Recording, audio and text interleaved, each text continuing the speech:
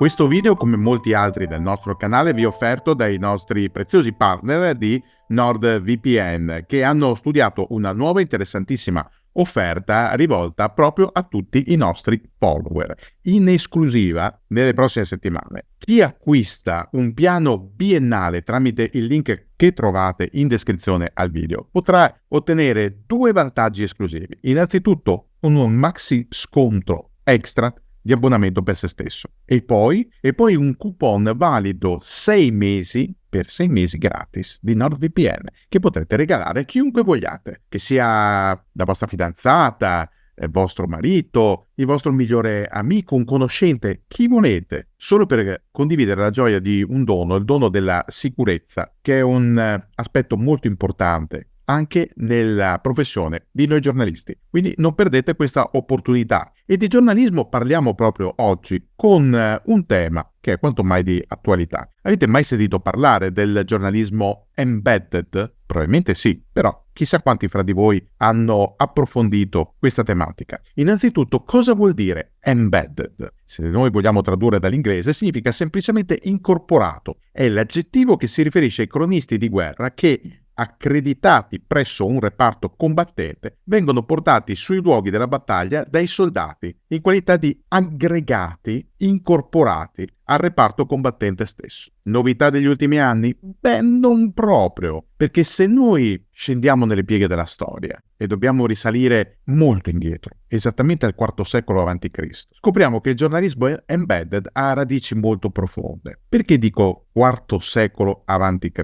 Vi dice niente il nome Senofonte o la sua opera, la Chiru Anabasis, l'Anabasi di Ciro, la salita di Ciro? Ebbene, Senofonte, storico, politico, militare ateniese, partecipa a quella che venne chiamata la spedizione dei 10.000, un corpo mercenario greco a servizio di Ciro il Giovane, pretendente al trono imperiale persiano, nel corso di una guerra civile contro il fratello Artaserse II. L'avventura si sa finire male. Ciro venne ucciso in battaglia, una battaglia tra l'altro vittoriosa per i suoi. Senza più una guida, i comandanti greci vennero attirati in trappola e uccisi, e toccò a Senofonte guidare i greci verso la salvezza. Ebbene, con un taglio diretto e quasi autobiografico, Senofonte racconta le peripezie di quel corpo di spedizione, dalla battaglia di Cunassa, quella in cui trova la morte Ciro, fino alla lunga marcia verso il Mar Nero per salvare ciò che restava della spedizione dei 10.000, con quel grido Thalassa, Thalassa, cioè mare, mare, che è un grido di speranza. L'Anabasi è il primo vero esempio di reportage militare, ma non è l'unico nell'antichità, non è l'unico condotto da un diretto protagonista. Pensate a Caio Giulio Cesare, lui il grande condottiero, che scrive ben 2 libri, De Bello Gallico, De Bello Civili, li scrive in terza persona, ma riguardano la sua esperienza diretta. Sono trattati con una narrazione asciutta, tecnica,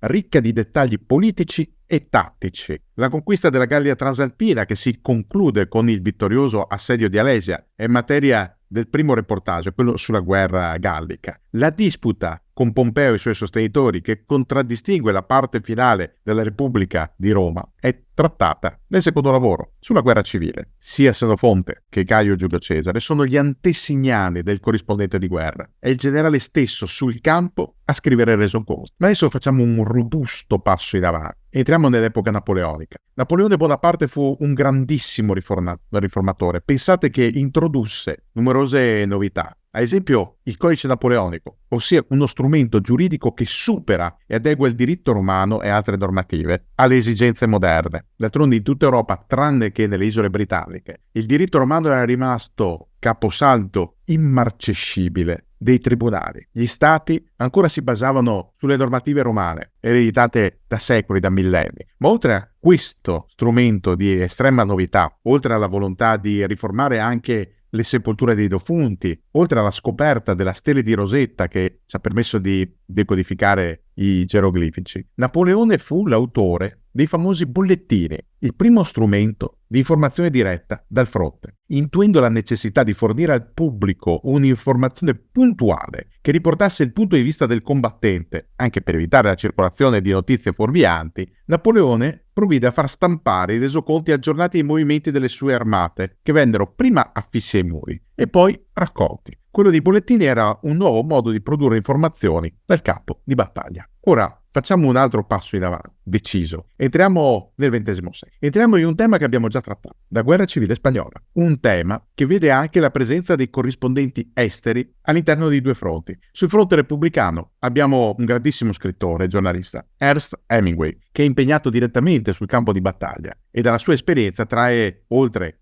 a dei reportage, un libro eccezionale che è Per chi suona la campana. Sul fronte opposto, quello nazionalista, troviamo un francese, Georges Bernanos, cattolico impegnato, inizialmente a favore dei nazionalisti e poi grandissimo critico di ciò che fanno i nazionalisti, che scrive un altro libro, un pamphlet giudicato pericoloso dai stessi franchisti e anche dai politici e anche dalle sfere cattoliche che appoggiavano Francisco Franco. Questo libro, I grandi cimiteri sotto la luna, denuncia i massacri e parla in presa diretta degli scandali, di ciò che effettivamente era stato alle spalle delle battaglie della guerra civile spagnola. Sono due documenti, questi libri, che ci danno una dimensione precisa e ancora più pregna di significato del ruolo del corrispondente di guerra estero, perché non si tratta più di soldati o di giornalisti coinvolti direttamente in un conflitto, ma di stranieri che partecipano come osservatori. Ora arriviamo a un altro fatto che abbiamo trattato di recente nel canale, la battaglia di Punta Stilo, 9 luglio 1940. Perché ci interessa? Perché nella battaglia di Punta Stilo, prima battaglia aeronavale della storia, entrambi i fronti vedono una copertura fotografica e di cineoperatori, personale accreditato e imbarcato sulle opposte navi. Abbiamo quindi una doppia copertura da tutte e due le parti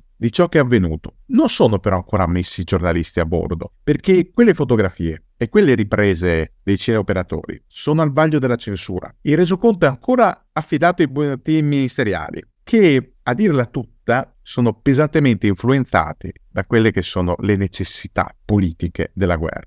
Pensate che il resoconto italiano faceva una grande confusione, parlava di corazzate colpite affondate, di nemico in fuga, di incendi a bordo delle navi inglesi. Insomma, ci vuole un bel po' di inventiva per assemblare tutto questo. Però è chiaro, in assenza di una penna obiettiva, di un punto di vista asettico, l'informazione deve passare anche per questo. Poi sta al giornalista e allo storico cogliere la verità, distillarla da tutto il resto e lasciar stare la retorica e l'invenzione della propaganda. Facciamo con un passettino in avanti. Arriviamo al Vietnam, a un episodio che sicuramente conoscete avendo visto il film, che è stato un blockbuster. Il 15 novembre del 1965 un reporter 24enne, Joseph L. Galloway, partecipa alla battaglia di La Drang, documentando con foto e articoli il combattimento tra truppe regolari in Nord Vietnam e il primo battaglione del 7° Reggimento Cavalleria dell'Aria. Galloway, che verrà insignito della Bronze Star per aver salvato la vita a un soldato gravemente ferito, e il tenente colonnello Al Moore, comandante del primo battaglione, scriveranno il resoconto di quella battaglia, intitolandolo We Were Soldiers and Young. Verrà tratto un famoso film, scommetto che l'avete visto tutti quanti. In Vietnam, la deregulation delle regole per la stampa consente ai cronisti di muoversi con una certa libertà d'azione tra i campi di battaglia, raccogliendo informazioni al di fuori delle maglie della censura. E tenete presente che comunque in Vietnam era presente anche l'informazione militare, con tanto di rivista ufficiale Stars and Stripes, almeno per quanto riguarda il fronte americano e Sud Viet. Ma adesso vi pongo una domanda. Secondo voi, il giornalismo embedded è presente solo dalla parte vincente di una guerra? Vi do la risposta: no. E abbiamo una grande testimonianza da questo punto di vista, da parte di un grandissimo scrittore che prima ancora è stato un ottimo giornalista. È un'altra storia che abbiamo già trattato, quella del Biafra. Trovate il video del canale. Il 30 maggio del 1967 il colonnello Ojukwu, governatore Igbo della regione del Biafra, proclama la secessione nei confronti della Nigeria. Inizia una guerra civile di 3 anni in cui l'unico giornalista occidentale presente in Biafra è l'allora ex reporter della Reuters, Frederick Forsyth. Forsyth, che fu accompagnato sui luoghi di combattimento da Ojukwu e dagli ufficiali biafreani, pubblicò fotografie e resoconti ricchi di dettagli sia della situazione militare, che in Occidente veniva comunicata solo attraverso i bollettini nigeriani, che del genocidio in atto, perché nel corso della guerra del Biafra 1 milione di bambini morì di fame. I lavori di Forsyth vennero respinti da parte della stampa britannica poiché l'esecutivo di Sua Maestà appoggiava il governo nigeriano e non poteva ammettere corresponsabilità in una larga tragedia come la morte per fame di innocenti. Ma il lavoro di Forsyth, pur dalla parte perdente, perché ricordiamo che il Biafra ebbe vita breve e travagliata e fu alla fine sconfitto militarmente. È una pietra miliare nel giornalismo di guerra, perché ci dà la dimensione di ciò che andrebbe sempre fatto e che invece a volte ci si dimentica di fare. Altro passettino in avanti, ci spostiamo in Medio Oriente. Medio Oriente che nel giro di una dozzina d'anni vede un doppio intervento americano, in Kuwait nel 1991, in Iraq nel 2003. Perché affrontiamo questo all'interno di un video che parla di giornalismo embedded? Perché è proprio in Iraq nel 2003 che nasce il metodo embedded, un metodo che rifugge ciò che era avvenuto 12 anni prima, nel 91, quando si proseguiva per delle narrazioni, per riassunti. 1 o 2 volte al giorno i giornalisti venivano convocati per delle conferenze stampa tenute dal generale Schwarzkopf o dai suoi collaboratori, che spiegavano con dovizia particolari, con elementi fotografici o video, ciò che era avvenuto durante la giornata. Quindi si doveva prendere per buono ciò che veniva comunicato dalle sfere militari. Nel 2003 nasce il metodo embedded. Viene dato un codice di comportamento e i giornalisti possono accreditarsi presso le forze armate, ricevere il kit necessario, quindi il giubbotto con la scritta press, l'elmetto e tutto il resto, però sono tenuti a osservare delle regole molto stringenti, molto rigide, convocazione a orari precisi, divieto assoluto di iniziative indipendenti, obbligo di seguire le guide militari e di riferire ogni scoperta fatta sul campo. I giornalisti vengono volentieri accompagnati, ma solo dove l'esercito decide di portarli, mai al di fuori. Si può prendere la guerra in presa diretta, raccontarla in presa diretta, ma solo obbedendo alle logiche dell'esercito che ha concesso l'accredito. In caso di mancato rispetto di queste regole, l'accredito viene immediatamente ritirato e il cronista deve arrangiarsi a suo rischio e pericolo. Questo è l'embedded, un metodo diverso di raccontare la storia e di raccontare soprattutto la guerra. Ma non tutti i giornalisti accettano. È il caso di una collega, Mary Colvin, che proprio in Iraq rifiuta le neonate regole per il giornalismo embedded, non le vuole accettare e dimostra che l'indipendenza del cronista è sempre possibile, che una corretta informazione non deve per forza passare per le specifiche militari. Mary Colvin è morta in Siria, colpita da un colpo di mortaio, ormai tanti anni fa, nel corso della guerra civile siriana. Fino all'ultimo ha voluto raccontare in maniera indipendente ciò che riusciva a racimolare, le notizie su cui riusciva a mettere le mani. È stata veramente una grandissima donna, una grandissima cronista. Tra i vari principi enunciati per la sua professione, ce n'è uno che dovrebbe essere ripetuto a ogni corso di formazione per i giornalisti. Il mio lavoro non prevede di testimoniare certe cose che non servono. Non mi sono mai interessato per sapere quale modello di aeroplano avesse appena bombardato un villaggio o se l'artiglieria avesse aperto il fuoco con pezzi da 120 o da 155 mm.